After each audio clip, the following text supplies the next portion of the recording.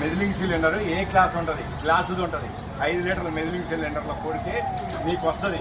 అది కాకుండా నువ్వు ఏదో ఒక పెద్ద 5 లీటర్ల జగ్గు తెచ్చి చేస్తా అంటే కుదరదు. జగ్గు నీకు పరిమాణం కాదు, ఒక చట్టం ఉంటుంది. దీనికి కూడా తూలికలు, ప్రమాణికలు, కొలతలు అనేది ఒకటి ఉంటుంది. ఆ జగ్గు కాదు నీ లెక్క. 5 లీటర్ల మెదిలింగ్ సిలిండర్ తీసుకురా. నువ్వు చెక్ చేసి నాకు, నువ్వు అది తెచ్చి చెక్ చేసి నాకు చూపి నేను పోతా. ఎందుకంటే నువ్వు కొట్టిన పెట్రోల్ నువ్వే కదా కొట్టింది, నేనే కొట్టించుకుంది. మరి నాకు తెలుసుగా నా బండి. మీ సార్ ఏమంటాడు, 10 లీటర్ల ఎక్స్ట్రా అయితే పట్టింది ఈ ట్యాంకులో. HP petrol బంక్లో వచ్చాండి. నా కారు ఫ్యూయల్ కెపాసిటీ వచ్చేసి 27 లీటర్స్. ఆల్రెడీ రిజర్వ్లో పడంలోనే వచ్చాను. ఇక్కడికి వచ్చి చూస్తే 28 లీటర్స్ కొట్టాడు. అదేంటంటే డౌట్ వచ్చి ఆపి మళ్ళీ ఆటో స్టాప్ వరకు కొట్టమని చెబితే మళ్ళీ 1 లీటర్ 23 పాయింట్లు పట్టింది.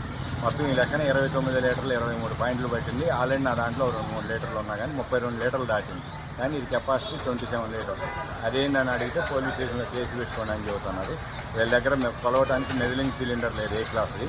ఒక ఏదో 5 లీటర్స్ జార్ ఉంది. ఆ జార్ తీస్తామంటారు. ఆ జార్ కాదండి, అది క్యాలిబ్రేటెడ్ కాదు. మెదిలింగ్ సిలిండర్ తీసుకురామంటే మేము తీసుకురాము, మీకు యాక్ట్ అయింది లేదా మీకు మెకానిక్ కాడికి పోయి మీ బండిలోనే ప్రాబ్లం ఉంది, పోయి చెక్ చేయించుకొని రండి అన్నట్టు మాట్లాడుతున్నారు. అది కాదు ఇది కాదంటే పోలీస్ స్టేషన్కి పోండి అంటారు. కానీ మేనేజర్ని పిలిచి ఆయన ఇంతవరకు రాలేదు. ఎండిఎం మా బంకులో ఏం జరగలేదు, మీరే అబద్ధం ఆడతారు, మీకు నచ్చిన కింద చేసుకోపోండి అని ఆయన చెప్పి ఫోన్ పెట్టేసింది. ఇది జరిగిందండి. ఈ బంక్ వచ్చేసి HP petrol bunk height Nagar Raghavendra hotel దగ్గర ఉంటుంది. Radio station opposite bunk.